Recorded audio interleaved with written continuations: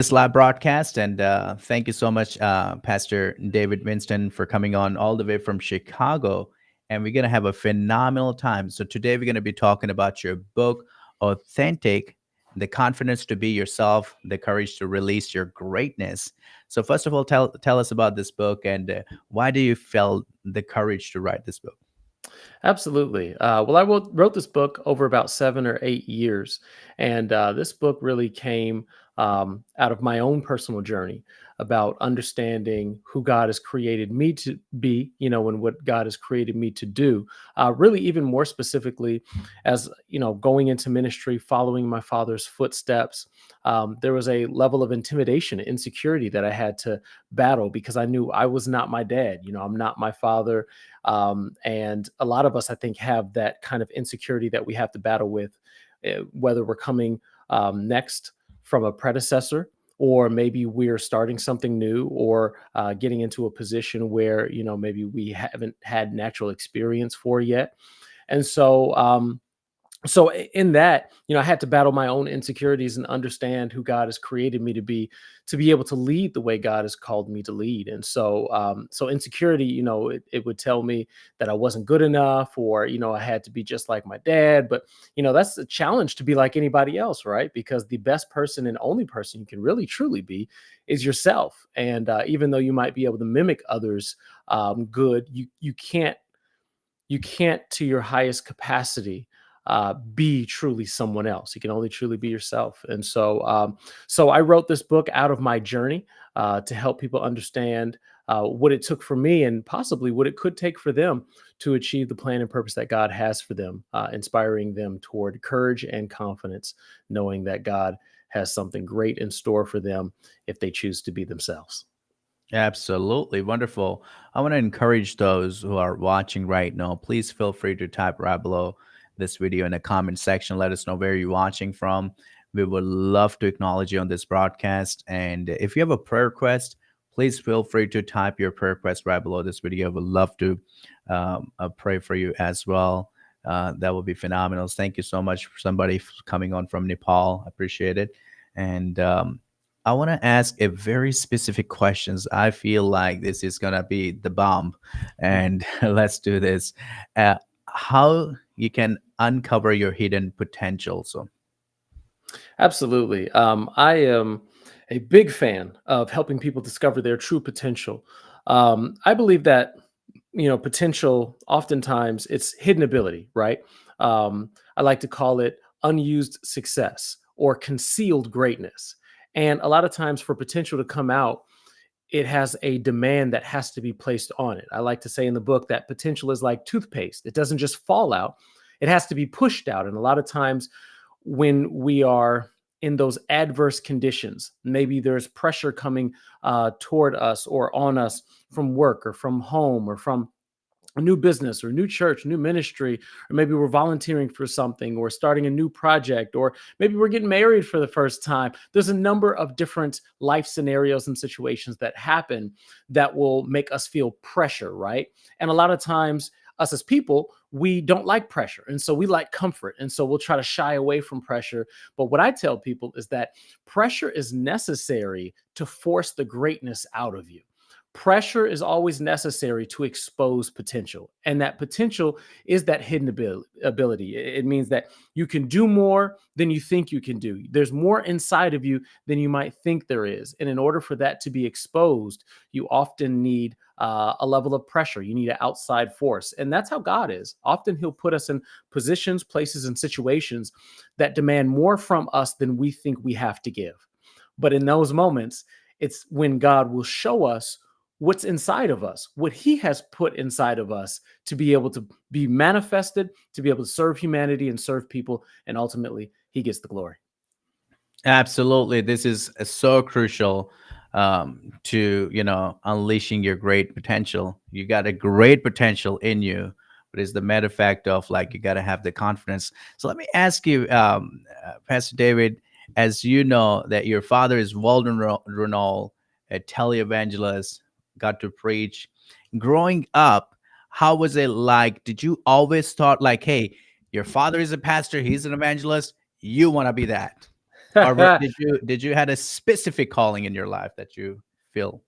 Yeah, so Adnan, I didn't think I was going to be called to ministry. I actually didn't want to go into ministry. I didn't want to be a pastor. I grew up wanting to be a cardiologist. I wanted to be a heart surgeon, and I The always most felt paid like that was position, right? They make 300, 400,000 a year. yeah, Cardiology. yeah, great occupation. I Yeah. always felt growing up that that's what I was supposed to do. Even before I could spell the word cardiologist, I just felt compelled. And so Mm. I would, look at other things, but I was like, no, I feel like this is what I'm supposed to do. So I actually went through college as a bio pre-med major, also studied health and exercise science, but had a pre-medical concentration. It wasn't until my senior year when I was at Oral Roberts University that God spoke to my heart and he called me in a full-time ministry. And I said, well, Lord, I always felt like you had called me to be a cardiologist. Like, what's going on? And he Mm. said, you've accurately discerned my voice, but you've misunderstood what I meant. Because I thought that I was supposed to be a cardiologist. But what God said was, you thought that you were going to be doing natural heart surgery, but I've called you to be a spiritual heart surgeon, Come on. to be able to Hallelujah. do spiritual surgery on the hearts of men and women and youth all around the world. And so there it is, that Holy Spirit reveal moment. And he called me into full-time ministry. And so I obeyed that call. And I went that next fall to the School of Theology there, Oral Roberts University in Tulsa, Oklahoma. And the rest is history. Me and my wife, Wow. we moved back to Chicago in 2009 and took over the youth ministry, the Go Hard for Christ youth ministry at Living Word Christian Center under my father, and been pastoring ever since.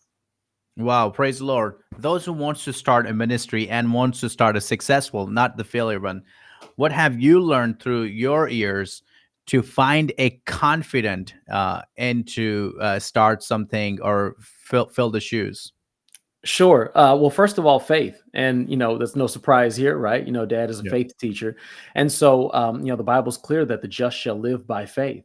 And a lot of the ministry success that I've been able to see or be a part of has been faith. It's been trusting God beyond your natural boundaries and limitations, right? Beyond what the finances or resources say, beyond what the connections are or are not. Just walking by faith and trusting God. I think next after that, I would say thinking big. You know, Vision draws wealth. And I believe that big vision also keeps God in it, because a lot of times when people shrink the big vision that God has given them, they shrink it down to what I like to call bite sized chunks. Then they make it so small that they actually start to box God out because they make it small enough that they can do in their own human natural strength.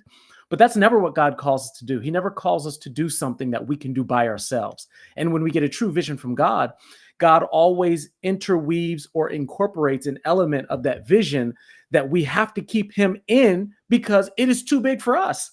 We Yeah. need a supernatural power, provision, wisdom, Come on. whatever it is, to be able to execute on that thing that God has put in our hearts. So, walking by faith and receiving God's original thoughts and plans, keeping that vision big is something that is really key to good ministry success.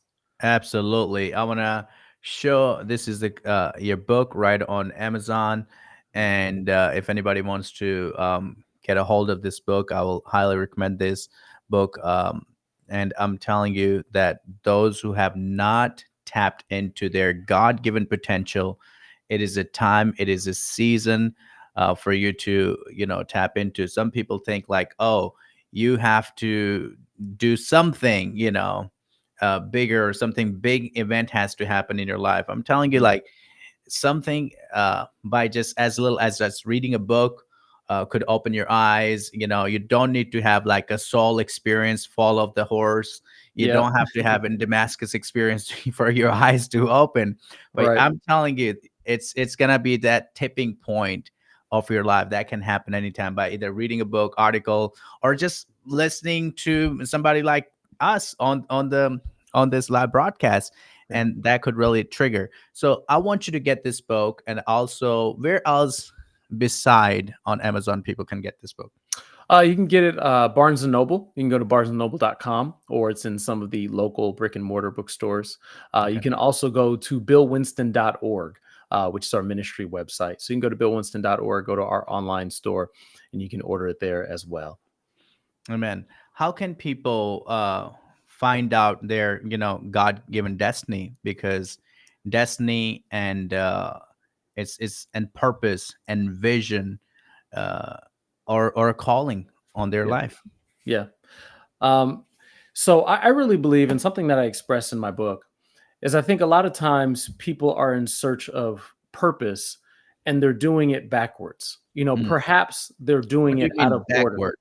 So what I mean by backwards is a lot of times people will start with the what. Like, what am I supposed to do? Like, what is the thing? What's the tactic? What's the assignment, or what's the career, or what's the field? But it's not about the what, because the what is just a temporary, or can I say just a phase specific expression of who you are. It's not about the what, it's about the who. You want to put the who before the do. And so it's who God has called you to be. The question you need to be asking God is, God, who have you called me to be? Who have you created me and designed me to be? Because a lot of times when you actually start focusing on who God has made you to be, like, God, what are the gifts and talents and abilities that you've given me? What are the things that I naturally gravitate to? What are the things that really seem to disturb me and bother me that I want to change about the world? What are the things that seem to really continuously get my attention? Or when I just stop and have time to think and dream, what are the things that I'm constantly dreaming about? Because if you ask yourself those questions, you write down those answers, they'll start telling a story about the things that God has really hardwired into you. And when Yes. you take those things, you take that information as almost like a practical guide to saying, okay, God, place me in positions, situations, places, churches, businesses that will Mhm. allow me to express this passion, to use this gift, to use this ability. What you'll find is that you don't have to discover purpose or try to find purpose. Mm, You'll actually find that purpose starts finding you. come on. And that's what I mean by doing it backwards. That when you focus on the who before the what, you'll Yes. actually encounter purpose. It's actually difficult to not encounter purpose if you focus on who God has created you to be before what you're supposed to do. Wow, that's powerful. I love what TD Jakes says. Also, he said about the calling. He said the things you hate, that's what you called for, to do. Yep. Because often we try to run from things.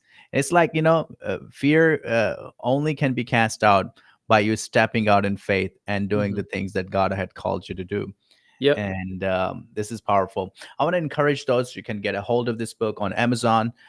You can type authentic and name David Winston, or you can also go on billwinston.org, as you mentioned, and you can get a hold of the copy right there too. For international, somebody's watching from Netherlands, I appreciate it, Esther, for coming on from there. You can get even Kindle, right? Can people That's can right. get a Kindle? Kindle. It's on audiobook on Audible. It's Audible. on Apple. So if you want to download the audiobook through that, and all different kind of formats, and you can get the ebook as well. That is amazing. So yeah, you don't have to wait for the physical copy to arrive in Netherlands. You can just read it online, and that's great. Thank you, Diana, for coming on, and appreciate it. And all those who are watching later on, make sure you share this broadcast. We want to get this word out to more people and spread out to all over the world, because this book is not limited to a physical copy. As you mentioned, you can find it on Audible. You can listen. You can read it online, or you can get, if you want a copy, you can do that as well. But thank you so much. I would love for you, Pastor David, to say a final word of encouragement for those who are watching, and that will be it then. That'll be it. Absolutely. I would say for anybody watching, don't sell yourself short. There's more to you than you think or you know. I believe that God has some great things in store for you, but you're only going to encounter the best of God when you allow yourself to be put into situations and places that might make you a little uncomfortable. I'm not talking about anything immoral or illegal like that, but what I'm talking about is things that stretch you. Allow yourself to be stretched. And the more you allow yourself to be stretched, you'll find God show up, even through some of the things that you felt were weaknesses that you had, or maybe you felt ill equipped or underqualified. But as you show up, so does God. He shows up with you, and his power actually is made manifest even in the midst of your weakness. And so keep going with God. We're praying for you, and I believe that the best is yet to come. Thank you, Pastor David. I appreciate you. Don't take your time for lightly and continue to share this broadcast. And I want to take a time to say thank you to all those who are coming on right now and those who will be coming on later on. I appreciate uh, you guys watching, giving us the time. And also, Pastor David, thank you so much for coming on this live broadcast. We really appreciate you. And